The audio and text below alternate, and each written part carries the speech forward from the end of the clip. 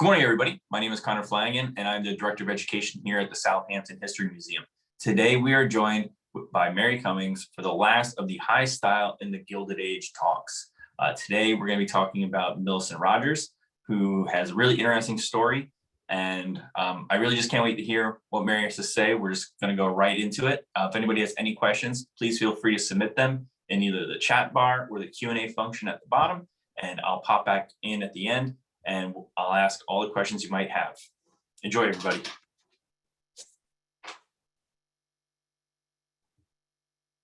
Hello, everybody. Thanks for joining me for this last talk in my series on Southampton's Gilded Age women. This time focused on the beautiful Millicent Rogers.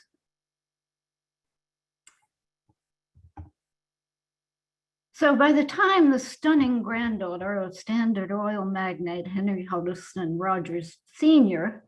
elopes with a dashing European aristocrat in 1924, it's become impossible for any offspring of the country's new caste of corporate tycoons to make a move socially without every paper printing an item about it. On January 10th, 1924, readers of the Southampton Press are let in on the secret in an announcement reprinted from the New York Herald. To the delight of the voracious society press, the headstrong daughter of Standard Oil heir, Colonel Henry Huddleston Rogers Jr., has secretly married Count Ludwig von Salm-Hoogstraeten in City Hall, informing her parents only after the ceremony. The Herald excitedly describes the Count as a member of an Austrian branch of the ancient German princely house of Salm-Salm, and notes that the bride has held a high place in New York society since her debut in 1919. That the Southampton Press would pick up the item from the Herald is not surprising. By 1924, Colonel Rogers and his family have been prominent members of the Southampton summer colony for a decade, their comings and goings faithfully recorded in the paper's cottager columns throughout the year.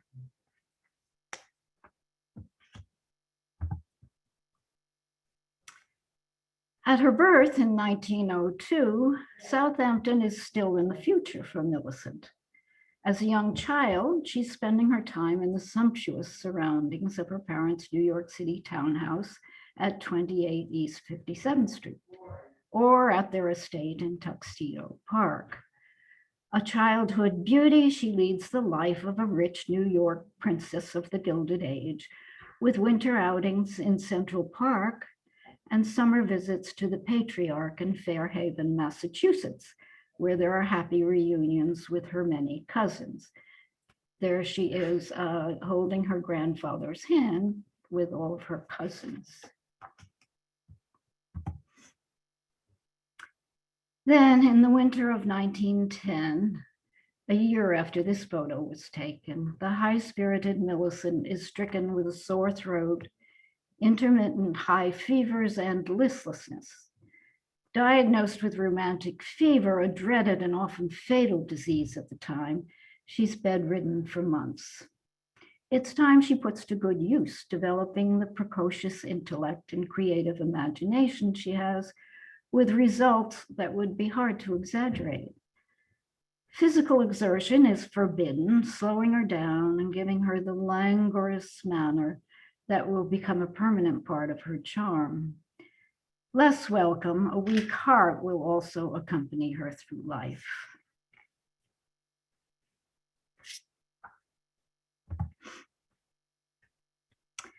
With the full support of her parents, who see to it that she receives an excellent education at home, Millicent is soon reading and writing well beyond her years and showing a remarkable facility for languages, a gift that her brother Harry, 2 years her junior, apparently shares.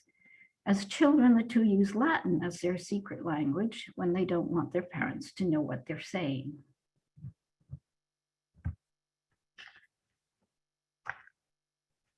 Despite her doctor's warnings that she might not recover, Millicent survives to lead a normal life for a young girl of her class. Like other privileged children, she's often impatient with gloomy governesses. She has lessons in drawing, and she joins the ice skating rage, which has all ages out on the ice. She takes refuge in books and her own creative imagination whenever life under the strict supervision of two strong-willed parents seems too much for their offspring to bear. Henry Huddleston Rogers Jr., her father, and Mary Page Benjamin were married in 1900 when both were 20. The presumed heir to his father's vast fortune, Henry was considered quite a catch. But so was Mary, whose family was also wealthy and highly ranked with cultural credits that added to the family's social cachet.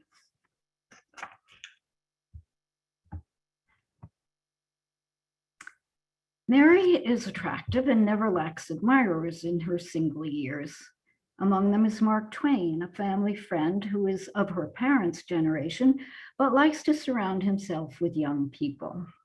Mary is one of the young women chosen by Twain for membership in his all-female Aquarian Club. As their leader, he takes an avuncular role towards his angelfish, as he calls them, encouraging their intellectual development with conversation and debate. Mary is a favorite, and their long correspondence is eventually collected in a book called Mark Twain's Letters to Mary. As a young married, Mary is a hardworking socialite, albeit one who possesses artistic talent and a well-defined sense of style. Millicent, a freer spirit, sometimes clashes with her talented but socially conventional mother, yet their bond holds and remains strong into Mary's old age. Millicent's relationship with her father seems more deeply conflicted, especially as her parents' marital battles increase in frequency and intensity, eventually leading to their divorce in 1929. Millicent is loved, but no longer the coddled child made docile by her illness. She begins to display a will of her own that promises to be a match for her father's. When her grandfather, Henry Sr., dies suddenly in 1909 at age 69, the colonel is able to step out from under his father's shadow and become the high living plutocrat his stunning inheritance permits. After dividing their time between New York City and Tuxedo Park, the colonel, his wife, Mary, and children Millicent and Henry become summer residents in Southampton in 1916, with the completion of their magnificent oceanfront mansion, Black Point, at the intersection of Gin Lane and Old Town Road. For the teenage Millicent, it will mean making new friends among the Meadow Club set, without sacrificing a spot on the A-list for Tuxedo's famous balls. For the site, atop a dune, architects at Walker and Gillette design a Mediterranean-style villa, which Rogers fills with precious antiques, paintings, and eclectic furnishings ranging from the Italian Renaissance to the most modern details. A definite departure from Southampton's standard sprawling shingled affair, it's commented upon disapprovingly in the press for looking as though it belonged in Newport.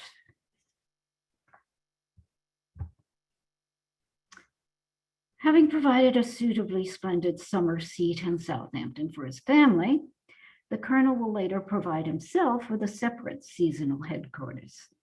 The port of missing men, as he calls it, will play no great role in his daughter's life. It's to be a hunting lodge where he can host shooting parties for his hunting buddies, presumably safe from the ladies, as one of them put it. On what will eventually encompass 1,200 acres in North Sea, the so-called hunting box will be as extravagant in its way as Black Point, reflecting the personal tastes of its owner. The Colonel will spare no expense in its design, bringing the high-end designer Eleanor Macmillan Brown, who designs a great hall, a massive beam space with a baronial fireplace. It survives into the present, unlike Black Point, which was demolished in the late 1930s.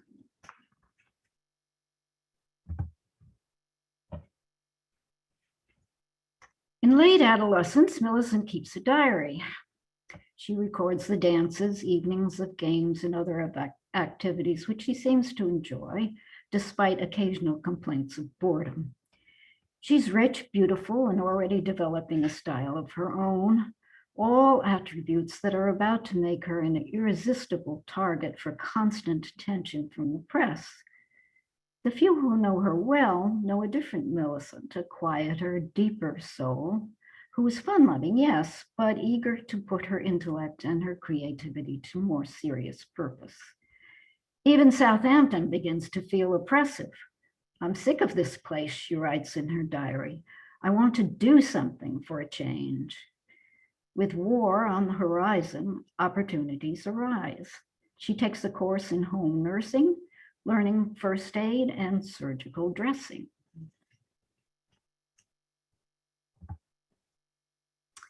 When the US joins the fight in World War I and the Colonel is assigned to Washington, D.C., Millicent is enrolled in the Madeira School, which proves a bad fit with its fussy emphasis on deportment and neatness. Happily, the war ends in 1919, just as Millicent is ready to make her debut in society and leave the cloistered life of a schoolgirl far behind.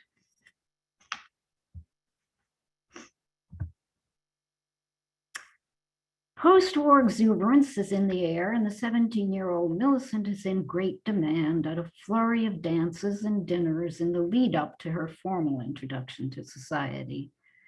Even before the hoopla of her coming out, Millicent's beauty and bold personal style do not go unnoticed in the press, a prelude to the relentless press exposure to come. When she appears at a fantasy ball hosted by her parents at Black Point, costumed as a young queen in a shiny gown with train and headdress, a photographer from Harper's Bazaar recognizes the rising star and snaps her for the magazine. There are fashion notices in the Washington Post and other newspapers, and a full-page photo in Town and Country. In Southampton, she's posed romantically among the urns and potted plants at Black Point, wearing virginal white and a wide-brimmed, flower-trimmed hat, a look that will soon disappear from her wardrobe. Millicent will be 20 herself in the roaring 20s, a time for shedding the old and thrilling to the new. New fashions, new dances, new cocktails served in teacups to foil prohibition. Coming of age at just the right time, Millicent embodies the new freedoms and fashions perfectly and is the center of attention wherever she goes. When she catches the eye of the young Edward, Prince of Wales, who's touring the US in 1919, the attentions of the popular young royal to the bewitching beauty have the press in a frenzy. Millicent is the prince's favorite dance partner in their frequent encounters at social occasions, and there is excited talk that Millicent might win the marriage stakes with a wedding not just to a peer of the British realm, as so many young American heiresses aspire to, but to a future king. Some eyebrows are raised since she has not yet made her debut, but in a time of loosening conventions, few people care. People are breaking loose, and Millicent, with her willowy figure, will be the perfect model for the Jazz Age's loose-fitting, shocking, short chemise dress, which she likes to wear with a Chinese headdress and with her fingernails painted blood red. In the end, the romance with the prince dims when he returns to England. and as everyone knows, ultimately gives up the crown for the love of another American woman. But that's another story. Millicent is no doubt well aware that the rigid decorum of the English court, not to mention the pastel frocks and frumpy hats, would never have suited her, and that there will no doubt be many more fascinating men in her future. When it is her turn to make her debut, Millicent is feted in Southampton and Washington. But the main event, which the New York Times predicts will probably be the largest ball of the season, takes place on November 24th at the Ritz-Carlton in New York. Whole trees are brought into the ballroom, along with all manner of flowers and foliage, and a 30-piece orchestra has instructions to play through the night. Millicent's dress of plain white satin, shaped over a white satin foundation with a minimum of frou-frous, receives favorable comment in the press, while some reporters find fault with the party, complaining that it was too well attended. According to their reports, 2,000 people had received invitations, and the 1,300 who accepted had crowded the dance floor to the point of gridlock.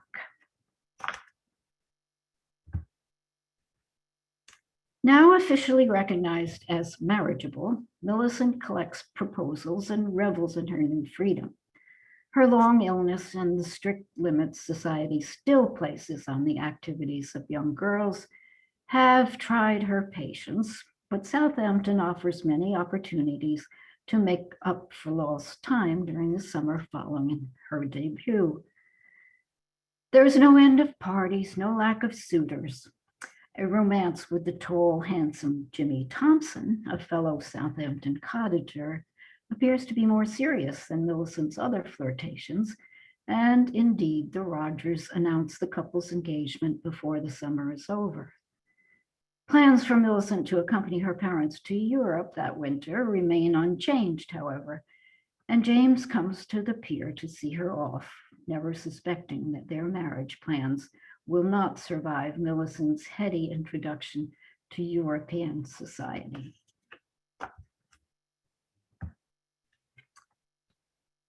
The Rogers family travels in grand style, of course, crossing the ocean on the White Star Ocean liner, the Queen Mary, and staying in the best hotels in Paris, London, and beyond. Millicent's list of admirers swells, and in June, she breaks her engagement to Jimmy. She's apparently an enthusiastic traveler during several such trips, testing her language facility, finding beauty in the history and cultures of the places she visits, and impressing others with her own beauty, intellect, and wit. In Italy, Millicent makes a conquest of the Duke d'Aosta, a handsome member of Italian royalty, who asks her to marry him. But Mussolini disapproves, as does Millicent's father, spelling an end to that romance.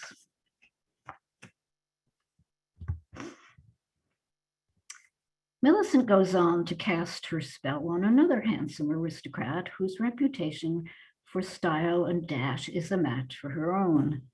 A soldier who would fight in 2 world wars and in the Russian Civil War before fleeing his country. Serge Obolensky was born a prince in Tsarist Russia. He's married to Tsar Alexander II's youngest daughter, Catherine, when he meets the 18-year-old Millicent in Rome, whom he describes in his memoir as one of the most beautiful girls I have ever known. He claims they were unofficially engaged, but admits that he could never be sure of her since she had, he said, too many beaux. It is Millicent, he writes, who led him to ask Catherine to begin divorce proceedings. But Millicent slips away to Switzerland, where she's rumored to be seeing a gallant Argentine.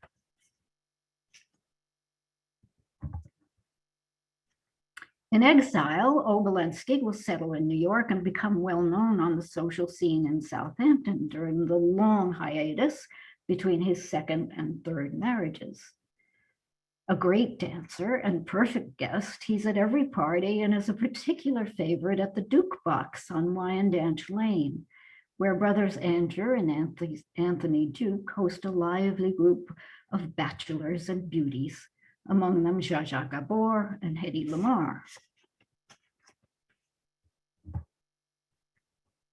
Obolensky, who recalls in his memoir that Millicent was, quote, a past master at keeping one dangling, noting that she later married the gallant Argentine, though, he adds, not before she married a man called Count Salm. Which brings us around to Millicent's sensational elopement in January 1924 with Count Ludwig von Salm-Hoogstraeten. The Count, another great dancer, is also a champion tennis player and sometime actor. As the couple's decision to elope suggests, Ludwig, though from an impressive line of Austrian nobility, is considered an appallingly unsuitable match for Millicent by her parents. And there are reports of fireworks at the Ritz-Carlton when Millicent arrives to give them the news of her marriage.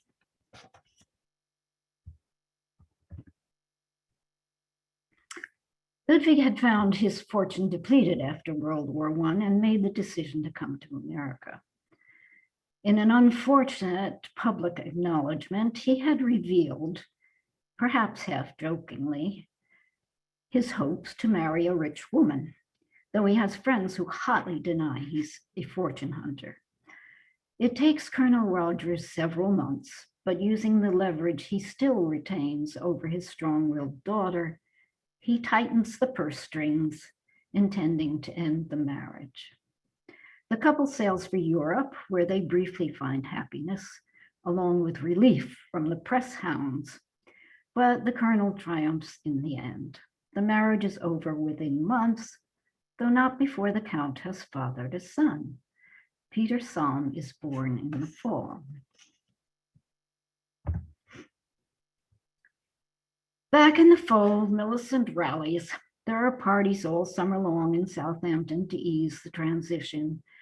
And with her strong desire to do something besides party, she lends her support to local institutions like Southampton Hospital. Here she teams up with a friend to impersonate hat shop personnel at the Southampton Street Fair, a popular annual fundraiser for the hospital, which is overseen by her father, who's president of the executive committee.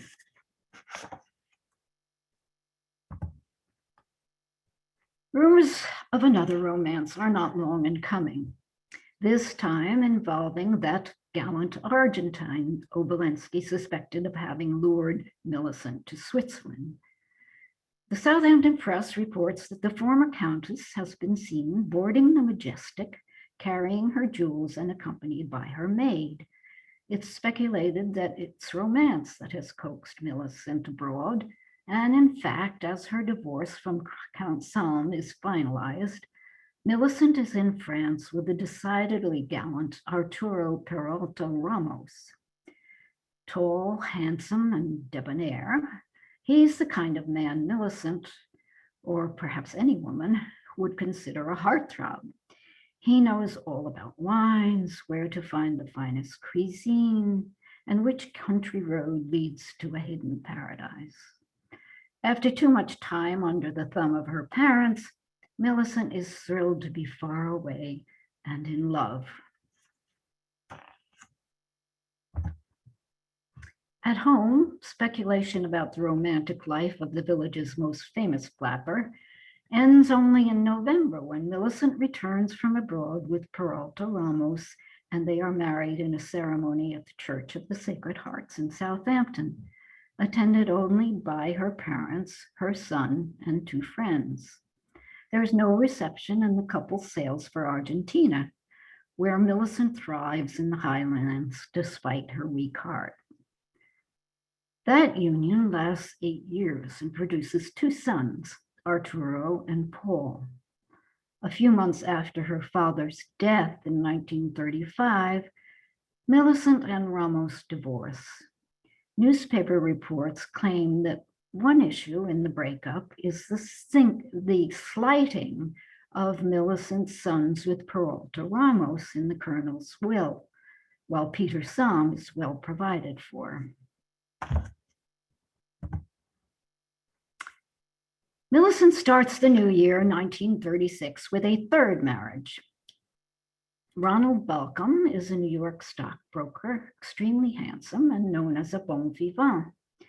The plan for the couple is to live in the Austrian Tyrol, where Millicent has built a house which she furnishes in fine European style, but with touches of folksy peasant charm.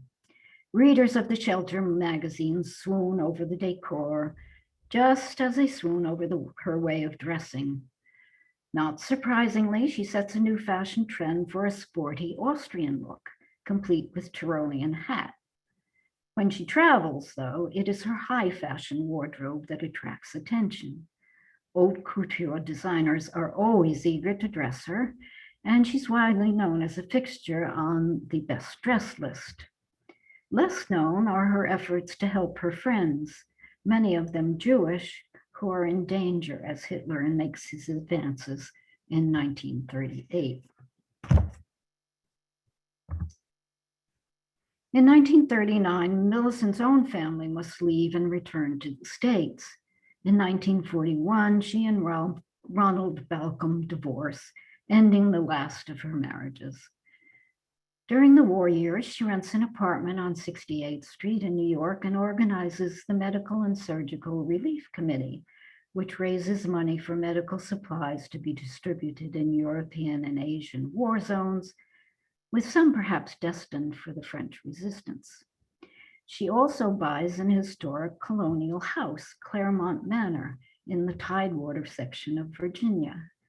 She fills it with superb art and furnishings, but also makes it a working farm and offers it as a rehabilitation center for shell-shocked Navy pilots.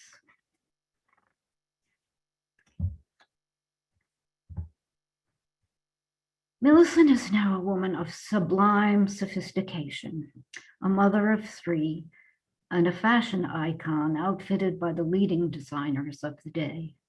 With Charles James, America's genius in the art of couture, it could be called a collaboration, as Millicent's own sense of style is always present in his creations.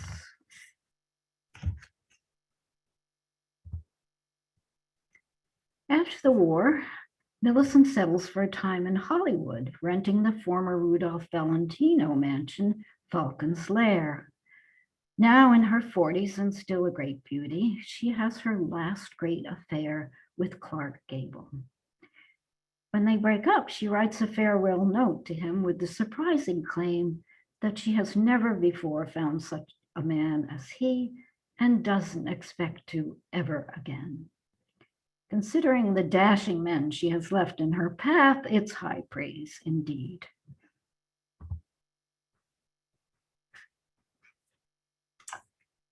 It's Millicent's discovery of Taos, New Mexico in 1947 that inspires her greatest contentment and creativity.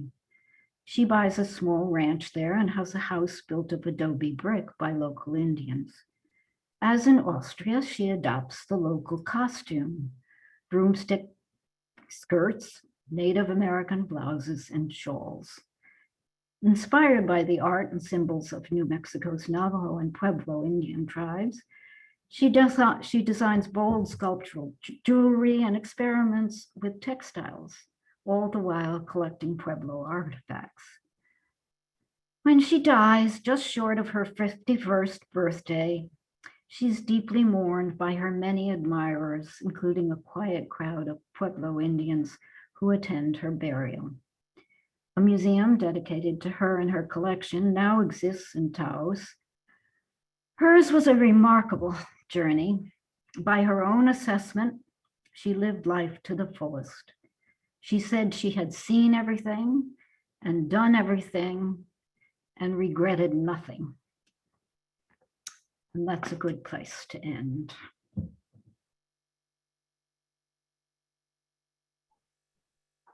That was great, Mary. It's we're a year into this, and it's still always weird ending these lectures without like the polite applause. But yeah, no, this was great.